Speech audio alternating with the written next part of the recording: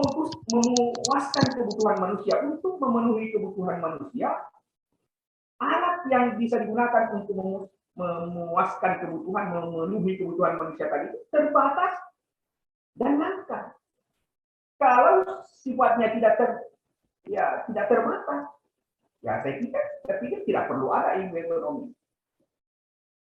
Tapi karena dia terbatas, maka perlu dipelajari bagaimana caranya mengelola sumber daya yang terbatas tadi, bagaimana mengelola sumber daya yang langka tadi, supaya bisa digunakan untuk memenuhi kebutuhan manusia, ya, dengan cara yang efisien. Nah, melihat dari kondisi yang telah dikemukakan oleh para ekonom tadi, ya, sedemikian kompleks, oleh karena itu ilmu ekonomi dikelompokkan dalam dua garis besar yang kita kenal dengan nama ilmu ekonomi mikro dan ilmu ekonomi makro. Ilmu ekonomi mikro biasa juga disebut dengan teori harga. Ilmu ekonomi mikro itu bagian dari ilmu ekonomi yang menitik beratkan, ya, perhatian pada bagaimana perilaku ekonomi individu rumah tangga, perusahaan, dan pasar dalam mengelola sumber daya secara efisien. Ya. Sementara ekonomi makro, ya, menitik beratkan pembahasan tentang bagaimana perekonomian secara agregat keseluruhan, bicara tentang pengangguran, bicara tentang inflasi, dan bicara tentang pertumbuhan ekonomi, dan bicara tentang perdagangan internasional. Bentar dulu, bentar kita lihat. Nah, saya kembali ya bahwa ilmu ekonomi itu terbagi dalam dua kelompok besar, yaitu ilmu ekonomi makro dengan ilmu ekonomi mikro. Tadi ilmu ekonomi mikro itu ya membahas tentang struktur pasar, kemudian pengeluaran rumah tangga, kemudian apa namanya, sementara ekonomi makro itu adalah ilmu ekonomi yang melihat perekonomian secara agregat, misalnya pertumbuhan ekonomi, kemudian pengangguran, inflasi, dan seterusnya. Namun sebelum di situ ada masa ekonomi. Kenapa sehingga kemudian lahir ya yang namanya ekonomi makro dengan ekonomi mikro? Sebelum lahirnya ini, ilmu ekonomi dikenal sebagai sebuah cabang ilmu ekonomi itu diawali dari buku ya yang dihasilkan oleh bapaknya ilmu ekonomi. Mungkin Bapak pernah dengar ya, bapaknya ilmu ekonomi itu adalah Adam Smith. Ya. Dalam bukunya Adam Smith, ya, secara garis besar dia mengatakan bahwa begini, bahwa perekonomian sesungguhnya itu seperti alam ini. Alam itu punya mekanisme untuk menyelesaikan ya masalahnya sendiri. Ya, karena dia sudah sedemikian tersistem, hanya air laut, ya menguap jadi awan, awan kemudian memberat menjadi air, air membasahi ya bumi, ya. Kemudian dari bumi itu tumbuh tumbuh-tumbuhan dan kemudian air laut kemudian mengalir ke laut. Tapi itulah siklusnya. Siklusnya tidak pernah berhenti. Ketika ada distorsi dari semua subsistem tadi, misalnya ketika uap apa namanya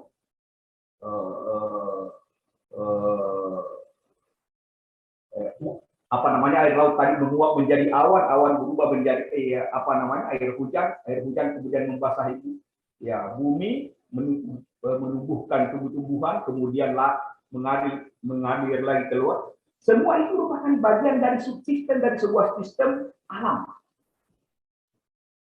Nah, ketika salah satu dari subsistem itu mengalami distorsi atau masalah, maka menurut pandangan Adam Smith, ya biarkan saja.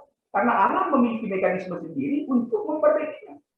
Misalnya ketika terjadi kemarau kan banyak apa namanya pohon-pohon yang mati ya.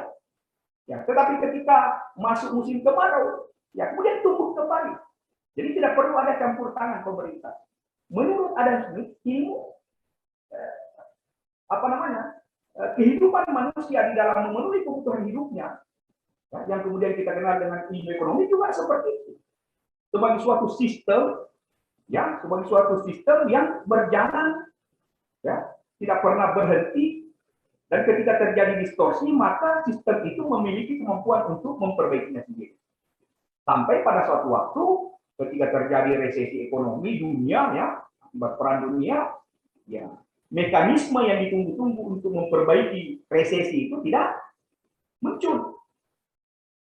Sehingga muncullah, ya, tokoh ekonom namanya John Maynard Keynes, ya, yang menawarkan bahwa dalam kondisi ketika ada distorsi di dalam perekonomian, ya, maka dalam konteks itu perlu ada campur tangan pemerintah. Campur tangan pemerintah. Tentu berbeda dengan Maksat sebelumnya, ya. Maksat sebelumnya. Campur, ya, di mana dia mengatakan bahwa ya perlu ada campur tangan pihak lain, karena ya ekonomi memiliki mekanisme untuk menyelesaikan masalahnya sendiri. Tapi dalam kasus resesi besar itu, ya, ternyata ya, waktu yang ditunggu untuk menyelesaikan distorsi itu ternyata tidak muncul, sehingga ya, John Maynard Keynes itu kemudian menawarkan, ya, bahwa dalam kondisi seperti itu perlu ada campur tangan pemerintah. Dalam konteks itu, ya, kelompok yang memahami bahwa pentingnya campur tangan pemerintah, ya, di dalam perekonomian, itulah yang dikelompokkan sebagai Maksat, ya, ekonomi modern atau ekonomi makro. Sementara Maksat yang mengatakan bahwa tidak perlu campur tangan pemerintah, itulah ekonomi klasik atau ekonomi mikro. Sedikit, ya, tentang sejarah perkembangan ilmu ekonomi. Belum ya, oke. Nah, oleh karena itu, pada Maksat ekonomi makro, kajian utamanya adalah pertumbuhan ekonomi. Nah, di mana Bapak lihat bahwa pertumbuhan ekonomi itu merupakan tugas utama pemerintah. Salah satu ukuran keberhasilan pemerintah itu adalah bagaimana pertumbuhan ekonomi itu dicapai. Jadi ketika, ya, ketika ekonomi itu mengalami pertumbuhan, itu dianggap sebagai sebuah prestasi. Itulah Maksat ekonomi. Pertumbuhan ekonomi, pendapatan nasional. Untuk mendapatkan pendapatan nasional, ya tentu permintaan agregat, ya, kemudian penawaran agregat yang perlu didorong. Oleh karena itu, yang menjadi kajiannya adalah pasar barang, pasar uang, ekspor impor, dan inflasi. Dalam konteks sekarang ini kan, nah, apalagi ini baru-baru ada pengumuman kenaikan harga BBM, ya, harga BBM yang kemudian ya, banyak ditolak, ya, dengan asumsi bahwa jika terjadi kenaikan harga BBM, maka salah satu konsekuensi yang tidak bisa dihindari adalah inflasi. Inflasi. Inflasi itu kalau menurut definisi adalah kenaikan harga secara umum. Jadi tidak bisa dikatakan bahwa setiap ada kenaikan harga itu adalah inflasi. Inflasi itu baru bisa dikatakan inflasi apabila indikator berdasarkan definisinya itu terpenuhi. Misalnya tadi kenaikan harga. Jadi terjadi kenaikan harga dan kemudian berlaku secara umum. Maksudnya secara umum itu adalah ya bukan hanya harga BBM yang naik, tetapi diikuti oleh seluruh barang-barang yang lain. Berarti kan indikator yang kedua naik, indikator kedua terpenuhi. Kenaikan harga, kemudian yang kedua berlaku umum, ya, ya berlaku umum. Kemudian kenaikan harga itu tidak turun lagi, tidak turun lagi, turun harga lagi. Jadi ketika hari ini naik, misalnya ini naik diikuti oleh kenaikan barang-barang lain, tapi ketika besok dia turun, maka itu tidak bisa dikatakan sebagai inflasi. Periode perhitungan tertentu, misalnya 1 bulanan, 3 bulanan, atau kemudian dalam ekonomi makro, dalam kajian ekonomi makro juga bicara tentang public policy, ya, bicara tentang subsidi, tentang harga, kemudian bicara tentang perlindungan. Nah, kalau dalam kajian ekonomi mikro, karena bicara bagian apa namanya kecil spesifik dari perekonomian, maka kajiannya itu adalah tentang perilaku konsumen. Bagaimana perilaku konsumen? Bicara tentang utility, ya, nilai guna, bicara tentang preferensi, pilihan, bicara tentang permintaan, bicara tentang elastisitas, kemudian bicara tentang perilaku produsen, mekanisme pasar dan struktur pasar. Nah, itu di kajian ekonomi mikro. Lanjut. Nah, dalam ilmu ekonomi, masalah-masalah ekonomi itu secara umum itu ada tiga. Katakan orang buat barang apa yang akan diproduksi dan berapa banyak. Itu masalah pertama di dalam perekonomian. Barang apa yang mau diproduksi dan berapa banyak, ya, yang akan dihasilkan. Kemudian masalah yang kedua adalah bagaimana barang tersebut diproduksi. Dan kemudian masalah yang ketiga adalah untuk siapa barang itu diproduksi. Ini tiga masalah ekonomi. Barang apa yang mau diproduksi dan berapa banyak. Bagaimana caranya barang tersebut diproduksi. Dan untuk siapa barang itu diproduksi. Lanjut.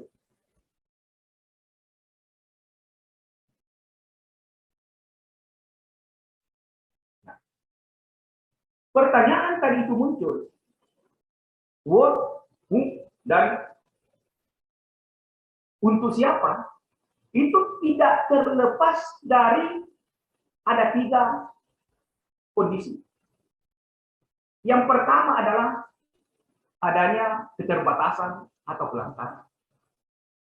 Berapa banyak yang kita mau produksi? Masalahnya adalah kita mau memproduksi sebanyak-banyaknya, tetapi faktor produksi yang akan kita gunakan untuk memproduksi tadi kan terbatas. Misalnya, dalam satu kampung butuh makan donat misalnya. Tetapi ternyata hanya tersedia satu karung terigu. Kita mau memproduksi sebanyak-banyaknya, tetapi bahan untuk membuat donat tadi terbatas. Itulah yang terjadi dalam perekonomian. Jadi faktor produksi yang terbatas diperhadapkan pada ini yang kedua, kebutuhan masyarakat. Bapak-bapak, ibu sekalian, orang mengatakan bahwa kebutuhan masyarakat itu tidak terbatas.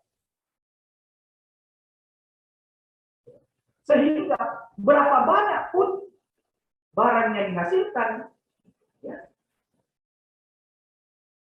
pasti diserap oleh masyarakat, pasti akan dikonsumsi oleh masyarakat. Dalam perspektif kebutuhan masyarakat ini ada dua, ya, ada dua pandangan. Yang pertama, kebutuhan masyarakat yang disertai dengan kemampuan beli, dan kemudian kebutuhan masyarakat yang tidak disertai dengan kemampuan beli. Kalau kebutuhan masyarakat yang disertai dengan kebutuhan beli, itulah yang disebut dengan permintaan efektif. Saya mau beli mobil Mercy, tetapi saya tidak punya kemampuan untuk membelinya. Berarti itu bukan masuk permintaan efektif. Yang dimaksud dengan permintaan efektif itu adalah apa yang menjadi kebutuhan saya bisa wujudkan karena sumber daya yang saya miliki bisa mewujudkannya. Kemudian faktor produksi. Faktor-faktor produksi, mungkin bapak-bapak semua ini sudah tahu semua ya. Faktor produksi itu terdiri dari sumber daya alam dan sumber daya manusia. Modal, ya, tanah, bangunan, mesin, kemudian keterampilan, itu adalah faktor produksi.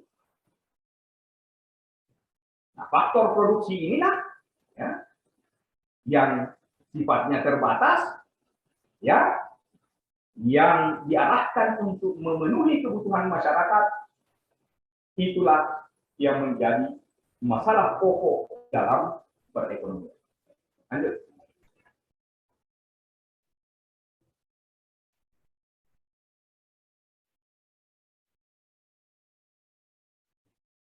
Tadi ya, mulai kembali bahwa adanya scarcity adalah masalah kelangkaan, ya, atau kekurangan akibat ketidakseimbangan antara kebutuhan masyarakat dengan faktor-faktor produksi yang tersedia di dalam masyarakat. Scarcity inilah yang menyebabkan nilai. Kelangkaan itulah yang menyebabkan nilai. Sesuatu yang langka itu pasti bernilai. Kenapa emas mahal?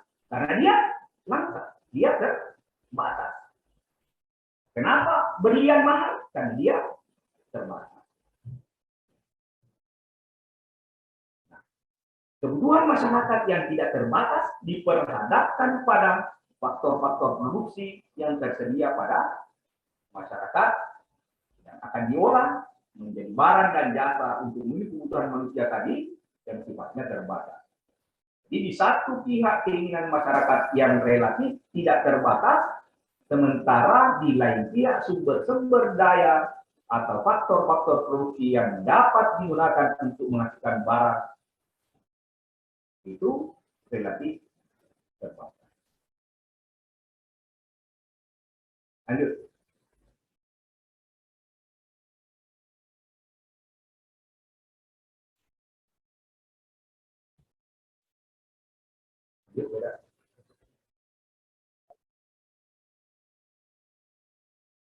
Jadi,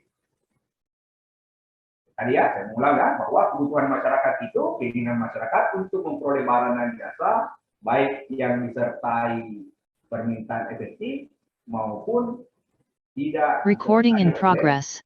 Permintaan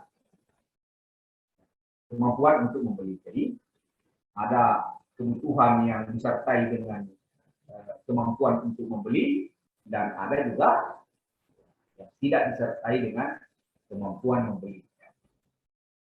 Jadi jenis barang, ya, kemudian banyak jenis barang dalam perekonomian.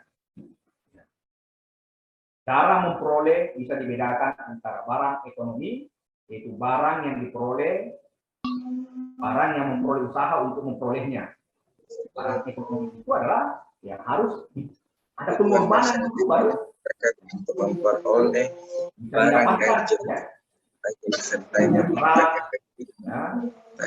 ya. Barang produksi industri.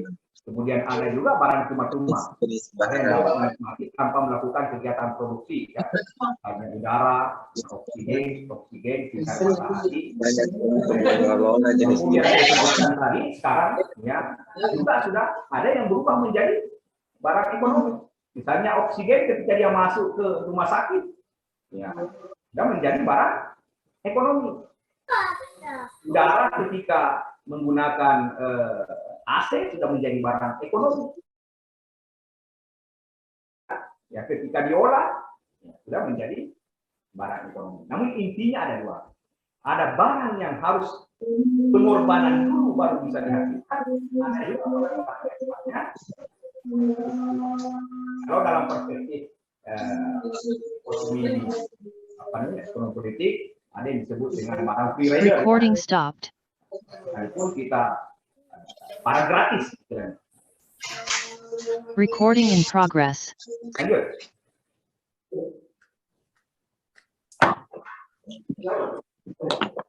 Nah, selain itu dalam teori ekonomi ada dua penggolongan berdasarkan kepentingan barang tersebut dalam kehidupan manusia. Ada namanya barang inferior, kemudian barang esensial, barang normal. Barang, banyak orang Ya, mengkonsumsinya ketika pendapatan masih rendah. Tapi kalau pendapatannya mengalami peningkatan, ya maka ya itu cenderung ditinggalkan. Misalnya di kampung-kampung, ketika pendapatannya masih sedikit, ya kebutuhan sehari-hari itu dipenuhi, konsumsinya menggunakan ubi kayu umpamanya. Tetapi kalau pendapatannya meningkat, ya ganti dengan beras. Itu barang inferior namanya. Kemudian ada barang esensial. Barang esensial itu adalah pendapatan tidak akan mengurangi atau menambah terhadap barang tersebut. Nah, dia esensial, esensi ya. Tanya sembako. Dan sembako ini ada kenaikan harga, akibat kenaikan harga BBM ya. Sembako naik terhadap sembako karena memang itu menjadi kebutuhan dasar, kebutuhan esensial kita, kebutuhan sehari-hari kita. 9 bahan pokok ya. Kemudian ada barang normal. Ya. Kemudian barang normal. Ya. Barang normal. Suatu barang dinamakan sebagai barang normal apabila ketika ada kenaikan di dalam permintaan sebagai akibat dari kenaikan pendapatan, ya. Misalnya contoh televisi atau peralatan rumah tangga. Recording stopped. Nama dalam permintaan sebagai akibat dari kenaikan pendapatan. Pendapatan kita naik, ya permintaan atas barang tersebut juga mengalami kenaikan. Ada juga barang mewah. Jadi barang Recording ini in progress. pendapatan menengah ke atas, misalnya ya motor, mobil ya, walaupun motor ini bisa menjadi perdebatan ya, karena sekalipun pendapatannya tidak terlalu banyak, tetapi karena motor sudah masuk ke wilayah esensial ya, menjadi kebutuhan pokok. Kemudian penggolongan yang kedua adalah berdasarkan cara penggunaannya di masyarakat. Misalnya barang pribadi dan barang publik.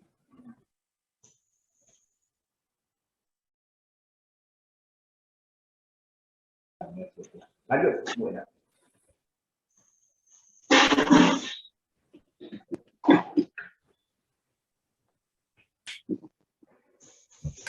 Faktor-faktor produksi. Tadi sempat saya singgung ya, bahwa faktor-faktor produksi, misalnya ketika ya, faktor-faktor produksi itu adalah benda-benda yang disediakan oleh alam atau diciptakan oleh manusia yang dapat digunakan untuk memproduksi barang-barang dan jasa. Jadi, contohnya itu adalah tanah dan sumber alam. Nah, kemudian tenaga kerja, yang modal, kemudian keahlian, ya, kewirausahaan, atau keterampilan.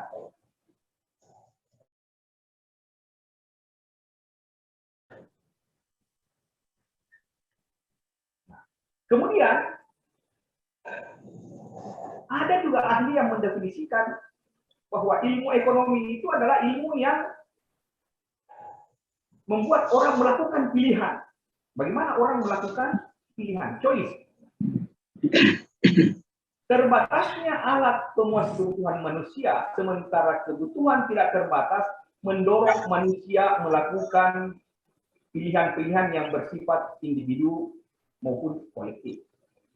Dalam setiap kegiatan ekonomi, baik memproduksi maupun mengkonsumsi menggunakan barang dan jasa, setiap pelaku kegiatan ekonomi harus membuat pilihan-pilihan agar sumber daya alam yang tersedia dapat digunakan secara efisien dengan mewujudkan kesejahteraan yang maksimal. Bapak-bapak, ibu sekalian, dalam kehidupan sehari-hari ini kan, ya, kita penuh dengan pilihan. Kenapa pilihan? Karena tidak semua keinginan kita tadi itu bisa dipenuhi. Oleh karena itu, kita harus memilih. Misalnya kita punya uang hari ini. Kita diperhadapkan pada dua pilihan. Kalau kita makan, antara makan dengan menonton seumpamanya, menonton di bioskop. Kalau kita menonton di bioskop, maka kita tidak makan. Tapi kalau kita memilih makan, maka kita tidak menonton. Itu pilihan. Belum lagi pilihan-pilihan yang lain. Karena kenapa? Sumber daya kita tadi ya, uang kita terbatas. Tidak bisa memenuhi kebutuhan ya secara bersamaan. Oleh karena itu kita mesti ya mengorbankan pilihan lain untuk memilih satu pilihan yang menurut pertimbangan kita itu yang paling memuaskan kebutuhan kita.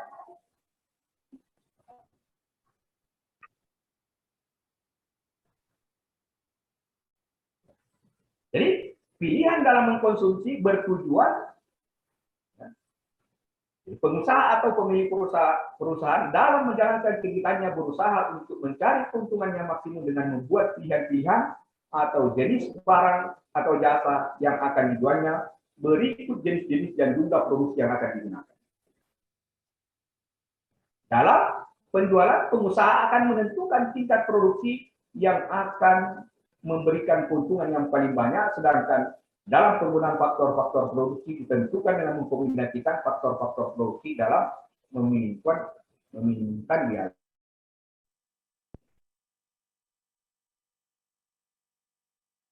Jadi, masalah dalam membuat pilihan, setiap negara harus membuat pilihan dalam menjalankan kegiatan ekonomi dengan tujuan antara lain meningkatkan pertumbuhan ekonomi, mengatasi masalah pengangguran, meningkatkan taraf hidup masyarakat dengan yang lainnya dengan menggunakan sumber-sumber daya yang terbatas. Untuk itu, sumber-sumber daya yang tersedia diatur penggunanya sehingga dapat memaksimalkan tujuan-tujuan pemerintah dalam mengatur kegiatan ekonomi individu maupun perusahaan. Sama halnya ya, karena ini dalam konteks kekinian, ya, bagaimana pilihan yang diambil oleh pemerintah ya ketika menaikkan harga ya BBM. Dalam konteks ketika ya anggaran pendapatan ya, tidak terlalu sehat, ya maka pemerintah diperhadapkan pada berbagai macam pilihan. Bagaimana cara menutupi kekurangan-kekurangan di dalam ya, alokasi anggaran belanja negara itu ya dengan cara menaikkan atau mengurangi ya, subsidi pada BBM. Ya, walaupun ya, istilah menaikkan harga ya. Tapi kalau orang ekonomi mengatakannya bahwa mengurangi subsidi BBM. Ya, kenaikan harga itu hanya ya, konsekuensi dari pengurangan subsidi. Tapi itu adalah pilihan, choice. Dengan asumsi bahwa keinginan pemerintah mengalokasikan ya anggaran subsidi tadi pada alokasi-alokasi yang menurut pemerintah lebih esensial. Lanjut. Faktor-faktor penggerak ekonomi.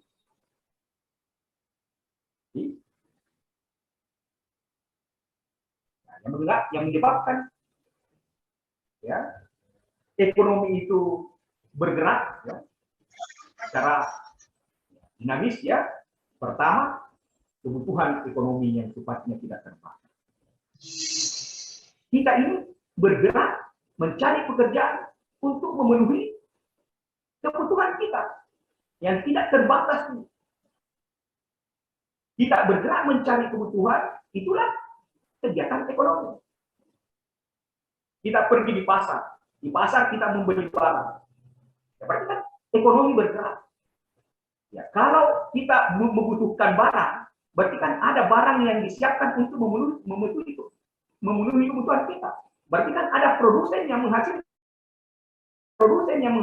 berarti kan ada faktor produksi yang diubah menjadi barang yang memuaskan kebutuhan kita tadi. Itulah menyebabkan ekonomi bergerak. Kenapa kita bergerak keluar? Ya karena kalau kita lihat di tempat, ya, tidak ada kebutuhan kita yang bisa terpenuhi. Sementara barang yang digunakan untuk memenuhi kebutuhan hidup kita itu ya langka, terbatas. Ketersediaannya terbatas. Nah, oleh karena itu kita harus menggunakan pilihan alternatif yang disebut dengan opportunity cost, penggunaan sumber daya untuk tujuan tertentu. Jadi opportunity cost itu seperti tadi ya, saya kasih contoh. Ketika kita diperhadapkan pada pilihan dengan menonton, yang mana kita pilih? Kalau kita pilih makan, maka mungkin kebutuhan ya fisik kita terpenuhi, kita menjadi tidak lapar. Tetapi kebutuhan rohani kita untuk menonton yang menjadi tidak ada, hilang. Jadi peluang kita untuk, padahal ada peluang tadi untuk menonton, tetapi menjadi hilang karena menutupi kebutuhan fisik mata. Dia disebut dengan opportunity cost. Dalam kehidupan kita, ya pasti sering sekali kita diperhadapkan pada pilihan-pilihan seperti itu. Opportunity cost. Jadi kita memilih. Nah, pilihan kita dalam perspektif ekonomi itu harusnya yang paling memuaskan kebutuhan kita.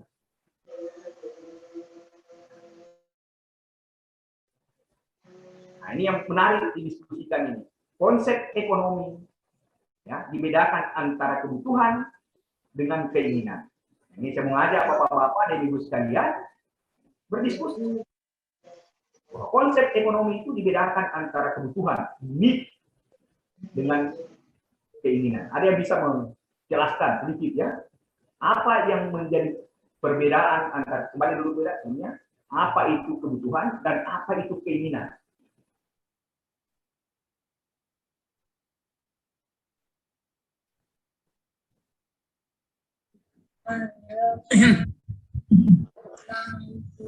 Nah, bapak-bapak ibu sekalian, kita tidak mengantuk ya. Ini sekarang ini jam-jam mengantuk. Izin Pak, saya Pak. Ya, silakan Pak Raul Baba. Silakan.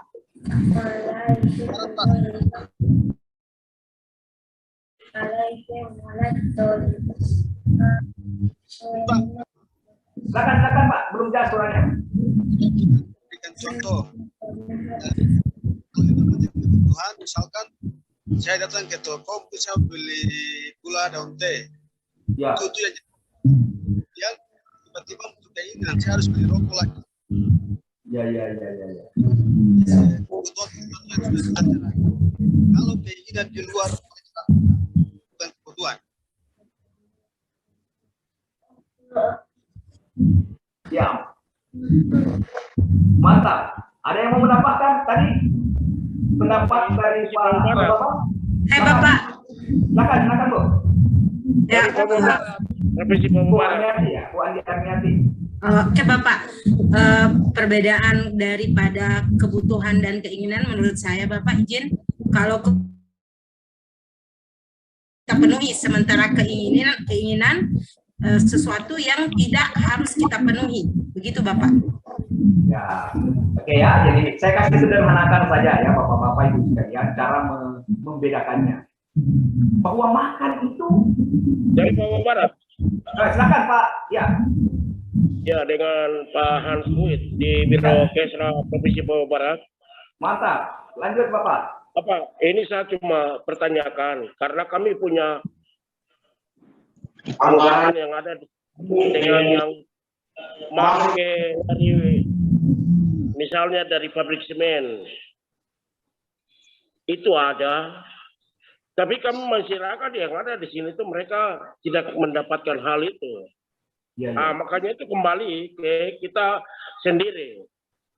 Apakah kita membangun daerah atau tidak membangun? Terima kasih. Ya baik Bapak ya. Jadi kita kembali dulu ke selesaikan dulu tadi pertanyaan pertama ya, bahwa bagi cara sederhana membedakan antara kebutuhan dengan keinginan itu begini. makan itu kebutuhan. Semua orang punya kebutuhan makan kan?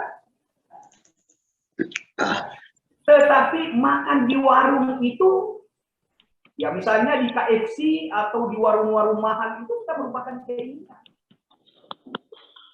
Itu sudah keinginan. Makan kebutuhan. Ya, yang penting kebutuhan kita bisa dipenuhi makannya. Tetapi keinginan itu ketika kita sudah diperhadapkan pada pilihan makan di mana, ya. Makan di KFC, makan di mana, nah, itu sudah merupakan keinginan. Bahwa berkendaraan itu mungkin menjadi kebutuhan. Tetapi keinginan itu adalah ketika menggunakan kendaraan mewah, misalnya. Ya, jadi sedikit untuk membedakan antara need dengan want. Nah, ini menarik tadi dari Papua Barat ini. Saya tidak terlalu jelas tadi namanya apa ya. Ya. Tadi ada masalah yang disampaikan Bapak-bapak Ibu sekalian. Menarik diskusinya ini. Bahwa di satu tempat misalnya di Papua Barat itu ditawarkan ya untuk dibuat pabrik semen. Ya, tetapi kan belum tentu mendapat dukungan masyarakat semua di sana. Pemerintah. Ya. Pada perspektif yang lain ada mengatakan bahwa pembangunan pabrik semen itu akan meningkatkan taraf ekonomi pembangunan di daerah itu. Di sisi lain ada yang mengatakan bahwa pembangunan bukan masalah. Salah. Saya kira ada yang bisa membantu tadi.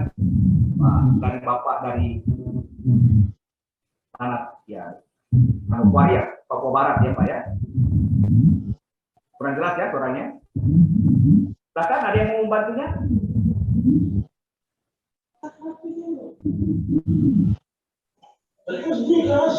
Silakan Bapak. Ini tidak jelas namanya di sini ya. Jadi saya tidak sebut. Tidak ditulis nama. Kira-kira menurut Bapak pendapatnya seperti apa? Apakah Bapak masuk dalam golongan mendukung pembangunan pabrik semen tadi atau seperti apa? Izin Bapak. Silakan. Oh, ada yang mau tambahkan Bapak? Ya, Pak.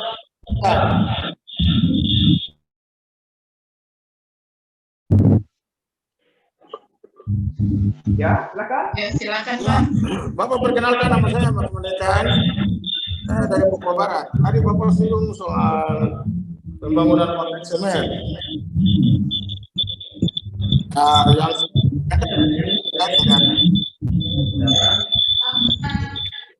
perbedaan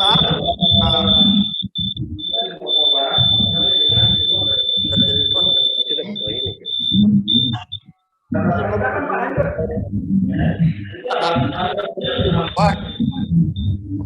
lebih mahal.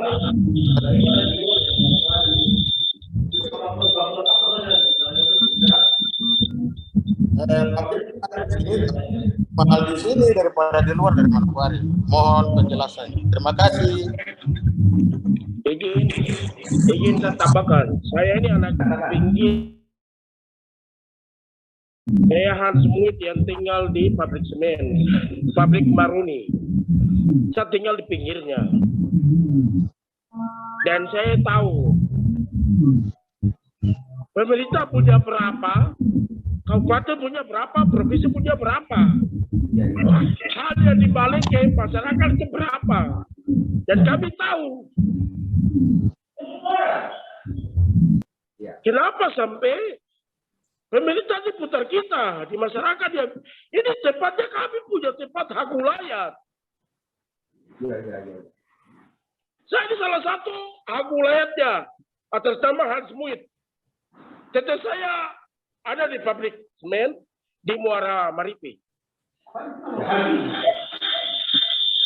Jadi saya akan sampaikan bahwa ini kita sekolah ambil S2, tapi hal ini kita harus sampaikan ke.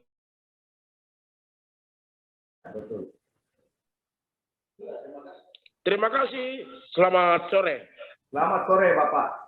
Ada yang mau bantu sebelum saya coba kasih pandangan?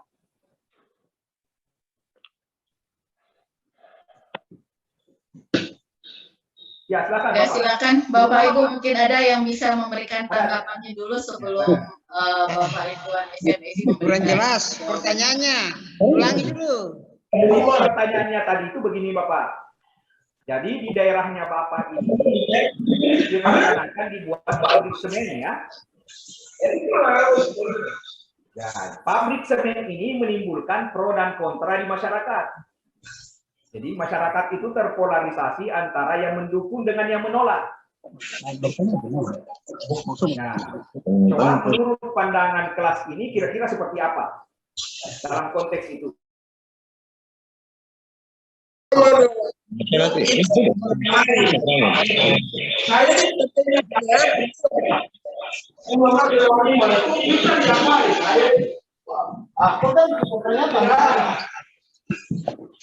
Oke, silakan Pak, silakan yang punya pandangan, silakan.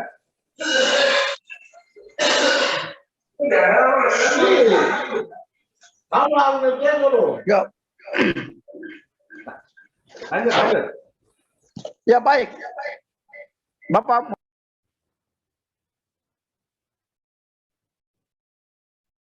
Unmute Pak, unmute, coba diaktifkan suaranya ya. siap. Baik. Izin suaranya tidak jelas, Ya. Pak. Saya dengar tidak? Ya, oke, lanjut Pak, lanjut. Ya kami dari Papua Barat juga. Ini yang kami tanyakan ini yang menyangkut yang ekonomi kelangkaan ini. Nah, contohnya seperti BBM sekarang. Nah, BBM sekarang ini se-Indonesia kan kita mengalami semua kan. Ini maksudnya itu kendalanya di mana? Sedangkan harga BBM-nya kan ya sudah disetarakan se-Indonesia. Terus kita khusus untuk Papua Barat di Manokwari, ini kita teriak ini masih antri dan menghambat lalu lintas. Ini apakah itu penampungan BBM atau bagaimana? Terima kasih. Mungkin penjelasan mungkin sistem dari ekonominya seperti apa. Oke, baik. Kasih. Oke Bapak ya, karena waktu ya, saya coba kasih tentang pro kontra pembangunan pabrik semen di Papua Barat. Ya. Ya, saya sebenarnya tidak terlalu paham mengenai konteksnya di sana. Tapi yang pasti bahwa penanaman modal maupun penanaman modal asing maupun penanaman modal dalam negeri, ya dalam bentuk apapun juga, termasuk penanaman modal dalam bentuk investasi membuat pabrik semen, itu diatur menurut undang-undang, ya. Diatur menurut undang-undang. Diatur menurut undang-undang ya tentu salah satu tujuannya adalah untuk melindungi kepentingan masyarakat di sana. Oleh karena itu sebenarnya penting dilakukan dialog yang harmonis ya antara semua pihak ya, stakeholder yang ada di sana untuk membicarakan masalah ini. Saya bahwa semen itu adalah salah satu kebutuhan pokok untuk kebutuhan pembangunan infrastruktur. Nah, ide pembangunannya sangat menarik.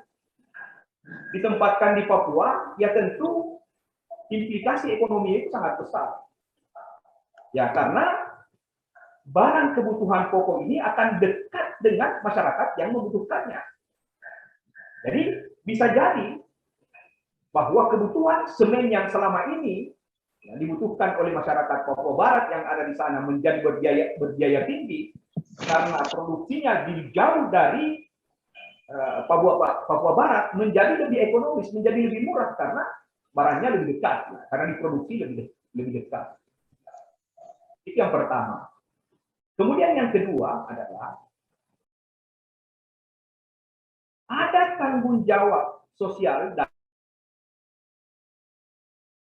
pas begitu saja terhadap ya masyarakat di sana, termasuk ya masyarakat adat, ya. Tanggung jawab yang kita kenal dengan istilah CSR ya. CSR. Nah, ini juga diatur oleh undang-undang. Tapi intinya bahwa penting mengkomunikasikan ini masalah dengan semua pihak ya, yang ada di sana supaya masalahnya bisa dieliminir. Yang pasti bahwa kita berharap bahwa pembangunan infrastruktur itu akan memberi dampak yang positif kepada masyarakat, termasuk pembangunan ya barang-barang yang sangat dibutuhkan, pabrik yang diarahkan untuk memenuhi kebutuhan pembangunan infrastruktur yang ada di Papua Barat. Itu pandangan saya. Nah, kemudian ya Bapak yang kedua tadi ya, yang menyangkut masalah bersyukur ya, kita patut bersyukur bahwa pemerintah ini ya menetapkan ya BBM satu harga ya, ya di Papua. Ya, yang konon kabarnya sebelum kebijakan ini ditempuh, wah luar biasa mahalnya harga bahan bakar di sana Pak ya. Iya. Jika kebijakan ini diambil, ya harga yang dibayarkan di Makassar ini ya juga sama dengan harga yang Bapak bayarkan ketika menggunakan BBM ya, yang ada di Papua sana. Ya, saya kira ya kebijakan ini patut didukung karena dirasakan ya dampaknya, dirasakan manfaatnya bagi masyarakat. Tapi seluruh kebutuhan yang dibutuhkan oleh masyarakat Papua diperlakukan sama, jangan hanya BBM. Bagaimana Bapak-bapak Ibu sekalian?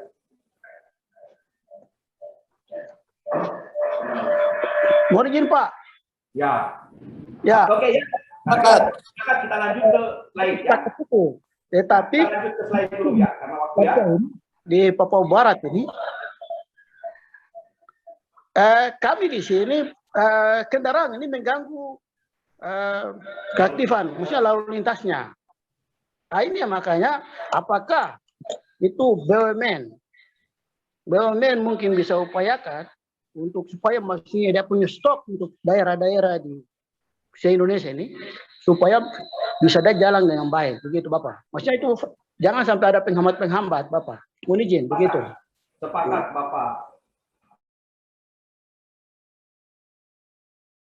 Kegiatan dan sumber ekonomi. Terima kasih. Menurut Profesor Budiono, ada tiga kegiatan pokok dalam aktivitas ekonomi ya. Kegiatan konsumsi, ya, ada kegiatan produksi dan ada kegiatan pertukaran. Jadi, ketika ada kegiatan konsumsi, berarti ada barang, jasa yang akan dikonsumsi. Pikir dulu. Kalau ada barang dan jasa yang mau dikonsumsi, otomatis harus ada ya mau produksinya. Jadi yang melakukan konsumsi itu disebut dengan konsumen, dan yang melakukan kegiatan produksi yang menghasilkan barang dan jasa disebut dengan kegiatan produksi atau produsen. Dan kemudian ada yang menyampaikan barang yang sudah diproduksi tadi bagaimana bisa sampai ke tangan konsumen. Kegiatan pertukaran. Nah, itulah kegiatan pokok menurut Prof. Budiono. Konsumsi oleh konsumen, produksi oleh produsen, kemudian ada pertukaran lewat distributor atau distribusi. Sumber daya ekonomi, ya, atau faktor-faktor produksi tadi ya, sumber daya alam, kemudian sumber daya manusia, kemudian sumber modal. Lanjut, Weda. Sifat-sifat ekonomi. Ekonomi deskriptif merupakan analisis ekonomi yang menggambarkan keadaan yang sebenarnya, yang sesuai dengan fakta dalam perekonomian. Misalnya krisis ekonomi yang terjadi tahun. Perlu juga kita ketahui bahwa mengetahui kenyataan dalam perekonomian belumlah cukup untuk mempelajari ekonomi. Yang penting adalah bagaimana menyusun pernyataan yang ada secara sistematis dan membuat gambaran-gambaran umum tentang kegiatan perekonomian secara komponen, beserta komponen-komponennya. Jadi, mendeskripsikan, menceritakan tentang kejadian yang sebenarnya. Misalnya orang mendeskripsikan tentang peristiwa ekonomi, ya, kejadian ekonomi krisis moneter tahun 1998. Nah, itu ekonomi deskriptif, menggambarkan, menceritakan. Kemudian ada namanya ekonomi terapan. Salah satu cabang ilmu ekonomi yang menelaah tentang kebijakan yang perlu dilaksanakan untuk ekonomi. Itu ekonomi terapan namanya. Kemudian teori ekonomi terkait dengan yang kita pelajari hari ini adalah pandangan-pandangan yang menggambarkan sifat hubungan yang sebenarnya atau nyata, ya, dalam kegiatan ekonomi dan ramalan-ramalan peristiwa yang akan terjadi apabila suatu keadaan mempengaruhinya mengalami perubahan. Teori ekonomi itu terbagi atas teori ekonomi mikro dan teori ekonomi makro. Sebelum masuk ke sini, Bu, ya. Sebelum masuk itu, teori ekonomi itu Bapak-bapak Ibu sekalian. Tadi ya menceritakan tentang sifat hubungan yang sebenarnya terjadi dalam kegiatan ekonomi dan ramalan peristiwa yang akan terjadi. Misalnya kita bicara tentang pertumbuhan ekonomi.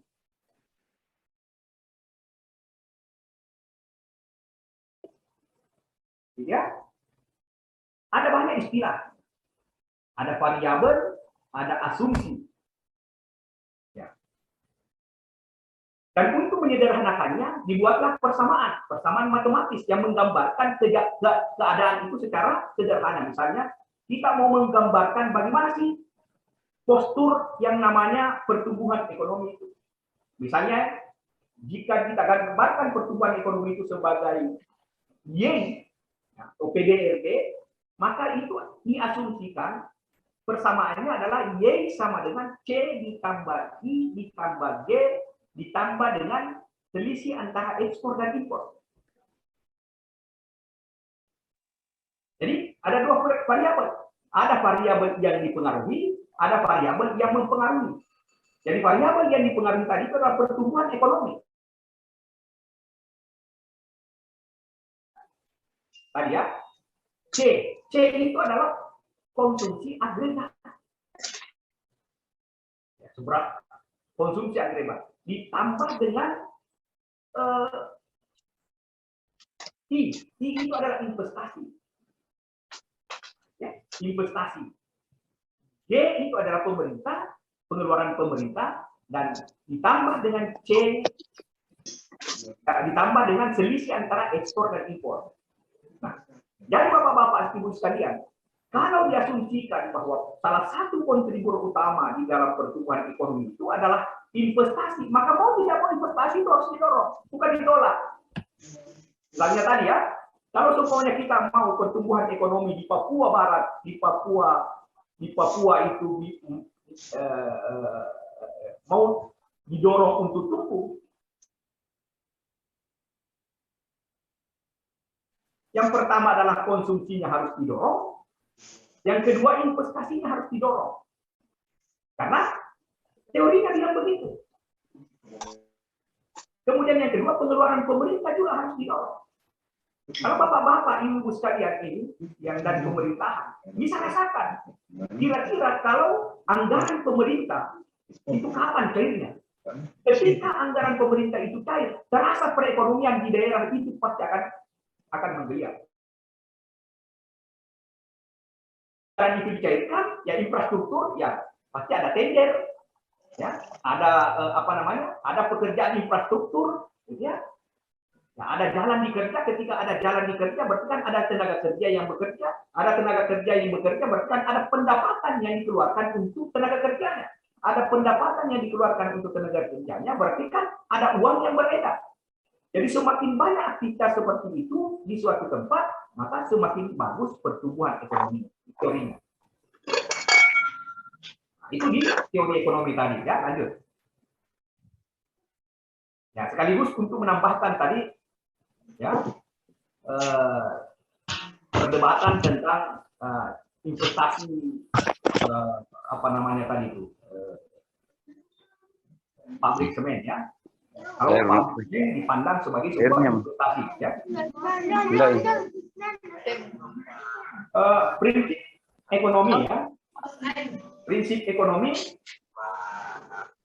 prinsip dasar ekonomi memenuhi permintaan yang tidak terbatas sementara faktor ya, produksi yang tersedia itu terbatas. Oleh karena itu, bagaimana meminimalkan input untuk menghasilkan ya output yang melalui permintaan atau demand, produksi, supply, pertukaran atau market. Lanjut. Masa kelip kambing. Lanjut, dikasih cepat aja, kita masuk ke kurva kemungkinan produksi. Waktunya enggak? Ya. Oke nih, lanjut aja. Oke. Gue udah tahu ini menepan dasar. Lu ini ya. Nah, harus kasih mas itu. Jadi Bapak Ibu sekalian, untuk memahami ekonomi itu kita sederhanakan modelnya. Ada namanya model di dalam ekonomi. Untuk apa model? Untuk menyederhanakan sesuatu untuk kita analisis. Karena perekonomian ini kan kompleks sekali. Nah, untuk menganalisisnya dibuatlah model. Model yang pertama kita lihat, lanjut. Ya. Lanjut, Bu Eda. Pak Muhyiddin ada ini. Ada namanya sebelumnya. Sebelum. Ya. Ada namanya model diagram alir sirkuler. Suatu model visual perekonomian yang memperlihatkan bagaimana aliran uang melalui pasar antar rumah tangga dan usaha. Bagaimana ekonomi itu bergerak. Lanjut. Nah ini, coba kita lihat. Jadi kalau kita asumsikan, ya karena ekonomi itu untuk memahaminya kita harus membuat asumsi. Kita asumsikan, ya perekonomian itu ada dua sektor. Ini disebut dengan perekonomian dua sektor.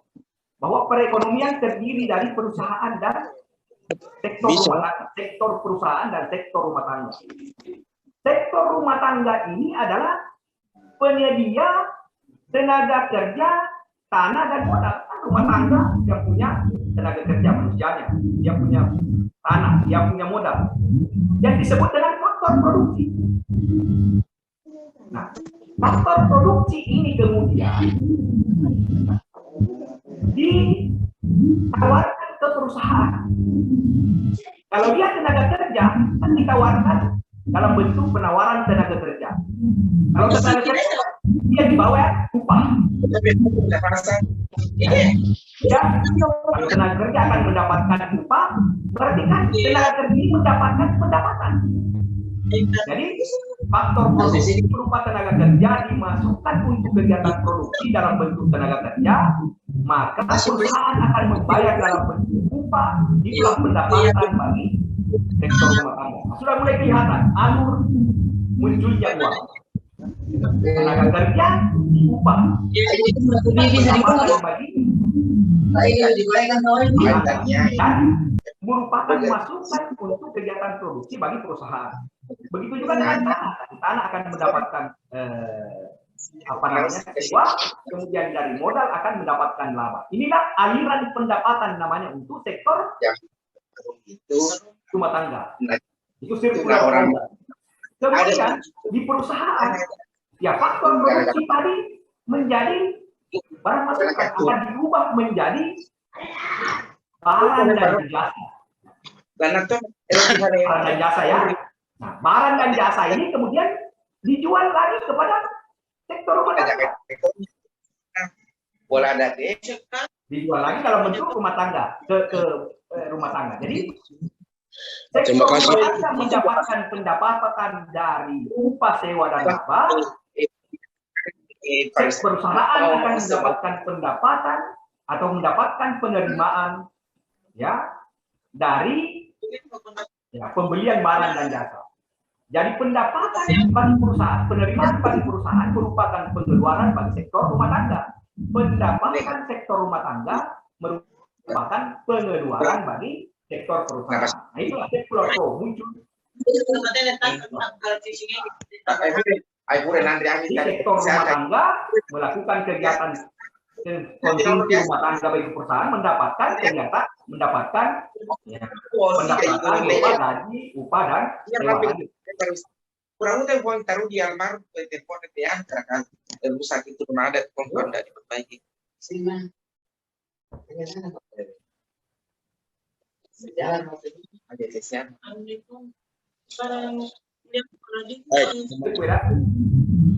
Nah, ini problemnya. Ini kan aliran uang tadi ya, bahwa sektor rumah tangga mendapatkan pendapatan berupa gaji, upah sewa. Ketika dia melakukan kegiatan konsumsi di sini, ketika tidak semua pendapatan yang didapatkan tadi berupa gaji, upah dan sewa digunakan untuk kegiatan konsumsi, maka selisihnya akan disimpan ke bank. Karena kapan dia tidak menyimpan di bank, itulah yang disebut dengan distorsi di dalam perekonomian. Ya. Jadi uang yang tersimpan di bank kemudian minta kembali oleh sektor, oleh perusahaan dalam bentuk kredit oleh investor. Ini distorsi tertutup kembali. Lanjut.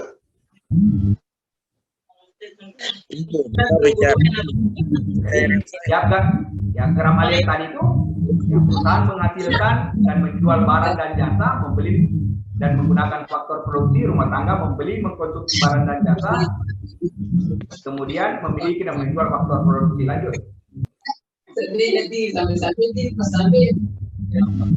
Perusahaan menjual, rumah tangga yang membeli. Pasar faktor produksi, rumah tangga menjual,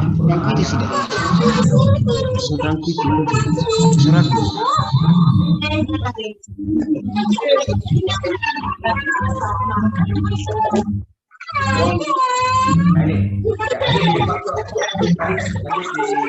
kurva kemungkinan produksi.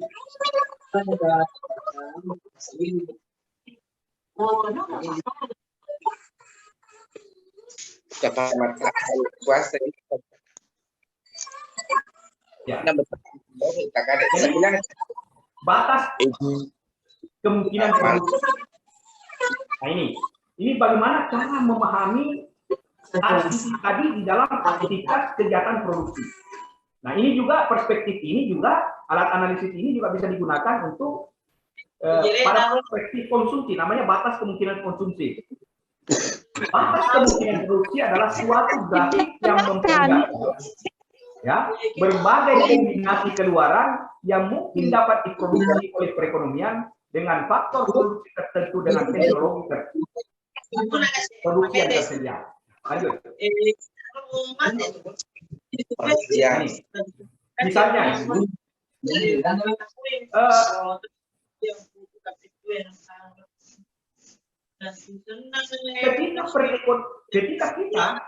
ketika kita menjadi produsen ya, diperhadapkan pada pilihan antara melakukan kegiatan produksi memproduksi komputer dengan memproduksi mobil. Ya. Kalau semua ya, sumber daya yang kita miliki, lanjut. Tadi, ya kembali ya, oke. Kalau semua sumber daya yang dimiliki oleh produsen diarahkan untuk memproduksi mobil, maka kemungkinan maksimal mobil yang diproduksi adalah 1000. Dengan asumsi bahwa seluruh kapasitas produksi itu digunakan secara maksimal. Semua faktor produksi digunakan ya, tidak ada tersisa, semua digunakan untuk dimaksimalkan memproduksi, maka maksimal adalah 1000. Tetapi dengan ya, pilihan bahwa dia tidak melakukan kegiatan produksi komputer. Begitu juga sebaliknya. Kalau kapasitas produksi diarahkan untuk hanya memproduksi komputer, maka dia, ini asumsi Bapak ya, Ya, jangan dibilang ya, kenapa hanya 3.000 gitu ya, padahal ini mobil 1.000. Nah, ini asumsi ya. Ya, ini asumsi. Kalau kapasitas digunakan maksimal, dia hanya bisa memproduksi 3.000. Nah, tetapi sekali lagi bahwa ini choice, ini pilihan atas keterbatasan sumber daya ini, maka produsen itu bisa diperhadapkan pada pilihan bahwa dia bisa memproduksi dua-duanya. Dengan kapasitas produksi penuh, dia bisa memproduksi mobil 600, dia juga bisa memproduksi komputer sebanyak 2.200. Ini di titik C. Nah, bisa juga dia mengurangi produksi komputernya, ya, tetapi jumlah mobil yang diproduksi itu adalah 700. Nah, ketika garis ini ditarik, maka yang di dalam inilah batas kemungkinan produksi. Jadi bisa di titik 3.000 nol, bisa di titik C, bisa di titik A, bisa di titik Ini masih ada. 1.000. Artinya di titik kuning ini batas kemungkinan produksi. Tidak mungkin bisa memproduksi di titik D. Kenapa Bapak-Bapak Ibu sekalian tidak bisa memproduksi di titik D? Karena kapasitas produksinya tidak memungkinkan untuk itu. Sumber dayanya tidak memungkinkan, tidak cukup untuk memproduksi di titik D. Begitu juga dengan di titik B. Di titik B bisa saja dia memproduksi di titik B, tetap di titik B ini dia bisa memproduksi 1.000 dan 300 mobil, tetapi ada kapasitas produksi yang menganggur. Artinya apa? Masih ada faktor produksi yang sebenarnya bisa digunakan, tetapi tidak digunakan. Ada yang menganggur. Logika, ya sebentar.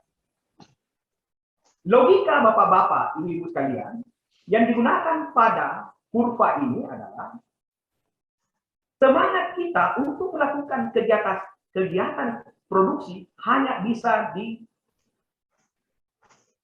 garis ini, batas kemungkinan produksi. Tidak bisa di atasnya. Ya, sudah. Kalau Bapak izin. Ya, silakan. Kenapa, Bapak? Jadi kasih menyala, ya Bapak. Kasih menyala volume ya. Dikasih. Ya unmute dulu. Tidak kedengaran suaranya.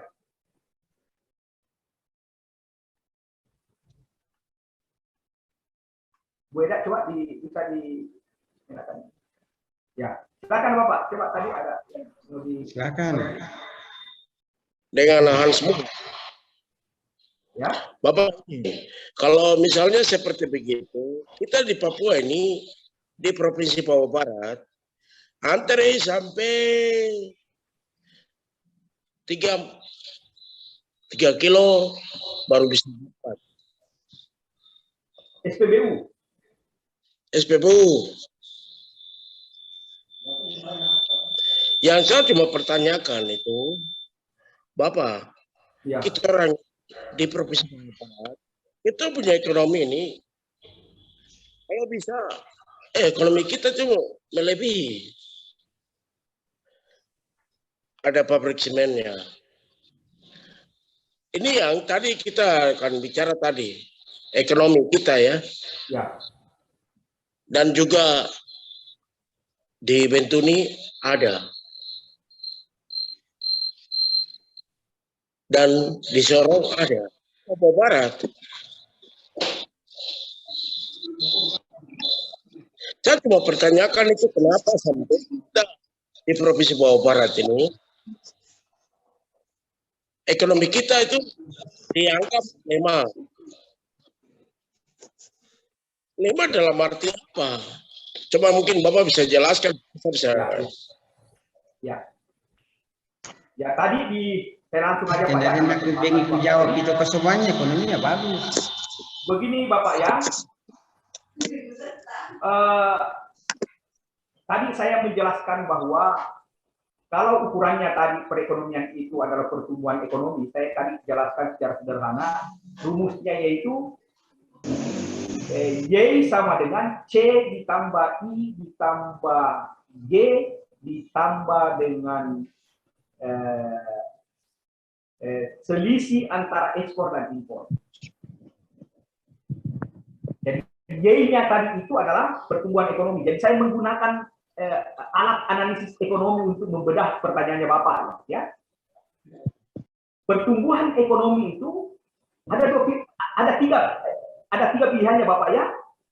Stagnan, tidak berubah, naik atau dia turun. Sepakat, ya? Ya, pertumbuhan ekonomi naik, pertumbuhan ekonominya berjalan di tempat, ada ekonominya turun. Faktor yang mempengaruhinya itu yang pertama adalah C. C itu adalah konsumsi, akumulasi konsumsi. Kalau kita mau pertumbuhan ekonomi di Papua Barat itu bagus, maka instrumen pertama adalah dorong konsumsi masyarakat. Tetapi kan konsumsi masyarakat itu sangat dipengaruhi oleh pendapatan, kan? Ya, sangat dipengaruhi oleh pendapatan. Oleh karena itu, disinilah peran pemerintah untuk bagaimana pendapatan masyarakat di daerah Papua itu bisa meningkat. Ciptakan lapangan pekerjaan. Ya kan? Supaya ya, masyarakat Papua bisa bekerja, masyarakat Papua bisa bekerja, maka masyarakat Papua bisa mendapatkan pendapatan. Dengan pendapatannya itu, maka dia bisa mendorong konsumsinya. Kalau konsumsinya Bapak ditambah dengan konsumsinya semua yang ada di kelas ini yang ada dari Papua, ditambah dengan masyarakat Papua, maka akumulasinya akan banyak. Maka itu akan mendorong pertumbuhan ekonomi. Kenapa bisa? Ya kan orang pasti bertanya, kenapa bisa konsumsi itu bisa mendorong? Ya karena tadi. Ya, karena orang baru bisa mengkonsumsi kalau ada pendapatan. Ketika ada pendapatan dibelanjakan. Barang dan jasa. Barang dan jasa dari mana? Ya barang dan jasa yang diproduksi. Ya, barang dan jasa yang diproduksi. Apakah diproduksi di masyarakat Papua atau masyarakat dari daerah lain yang ketika dijual di Papua, ya akan menjadi kebutuhan orang Papua itu yang dibeli, berarti mendorong produksi. Mendorong produksi. Jadi otomatis ekonomi akan naik. Itu konsumsi yang pertama. Kemudian yang kedua, tadi kita bicara tentang investasi. Bapak-bapak Ibu sekalian, dorong investasi di Papua. Investasi itu ada dua. Ada investasi dari dalam negeri, ya, ada investasi dari luar negeri. Jangan hanya dibilang ya nanti dari luar negeri baru investasi. Yang kedua, jangan dilihat investasi nanti miliaran baru dibilang investasi. Bapak bikin pabrik roti dengan omset 10.000 per hari atau 200.000 per hari, itu juga sudah investasi. Coba dibayangkan kalau 10% orang Papua melakukan hal yang sama. Maka ketika dia menginvestasi pasti ada orang bekerja, Bapak. Ada barang yang diproduksi, ada faktor produksi yang digunakan. Tadi saya jelaskan di circular flow, ya. Ketika ada faktor produksi yang digunakan, ada pendapatan yang dihasilkan, ada pendapatan yang dihasilkan, ada uang yang dibelanjakan. Ada uang yang dibelanjakan, ada barang yang dihasilkan. Itulah efek multiplier namanya di dalam ekonomi. Jadi dorong, jangan dihambat ini investasi. Didorong. Kepentingan masyarakat Papua. Kemudian yang kedua adalah pengeluaran pemerintah. Saya kasih ilustrasi tadi contoh ya. Kalau bapak-bapak yang bekerja di pemerintahan, itu kan tidak tiap bulan itu uang pemerintah keluar ya. Ya ada periode tertentu ketika anggaran pemerintah itu dikeluarkan, maka pasti perekonomian itu akan menggeliat. Saya kasih ilustrasi tadi, pasti ada tender. Kalau ada tender, berarti kan ada proyek pengerjaan infrastruktur. Berarti kan ada orang yang bekerja. Ada barang yang dibelanja untuk membangun infrastruktur tadi. Perekonomian adalah ya ekspor dan impor. Nah, itu. Kenapa Bapak sekalian ekspor dan impor? Pada perspektif Papua, kita boleh terlalu jumawa menganggap bahwa seluruh kebutuhan orang Papua pasti bisa dihasilkan di Papua. Tidak mungkin. Ketika ada barang kebutuhan yang tidak bisa dihasilkan di Papua, maka mau tidak mau daerah lain, apakah di dalam negeri atau dari luar negeri, barang yang dibutuhkan orang Papua pasti masuk ke sana. Tetapi kata kuncinya ilmu ekonomi tadi itu, kalau barang yang masuk lebih banyak daripada barang orang Papua jual, itu akan membuat uangnya orang Papua akan keluar. Mengerti maksudnya Bapak? Siap. Nah, jadi ya, begitu ya. Jadi doronglah bagaimana produksi dijual keluar. Sehingga ketika orang Papua bisa menjual di luar, maka ada uang yang ditarik masuk di Papua untuk digunakan. Siap. Nah, gitu ya. Jangan kebalikannya. Justru kita yang banyak membeli, justru kalau begitu, justru orang Papua banyak kasih keluar uangnya.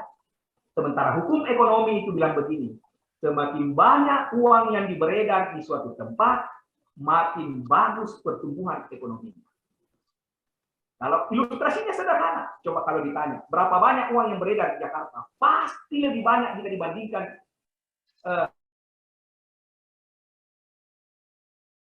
sehingga dengan mudah kita melihatnya bahwa sudah pasti pertumbuhan ekonomi di Jakarta akan jauh lebih bagus, atau pendapatan nasional PDRB-nya Jakarta akan jauh lebih bagus jika dibandingkan dengan Makassar. Karena kenapa? Lebih banyak uang yang beredar di Jakarta ketimbang uang yang beredar di Makassar. Dalam konteks ini Bapak, kalau kita mau pertumbuhan ekonominya Papua maju berkembang pesat, dorong uang itu masuk di Papua dan berputar di sana. Secara sederhana saja, bandingkan kenapa ada di bilang desa, ada di bilang kota. Kalau di desa pasti lebih sedikit uang yang beredar. Berarti desa tidak lebih maju daripada kota karena sedikit uang yang beredar di situ. Ya, orang desa pasti mau ke kota karena mau cari uang. Ya?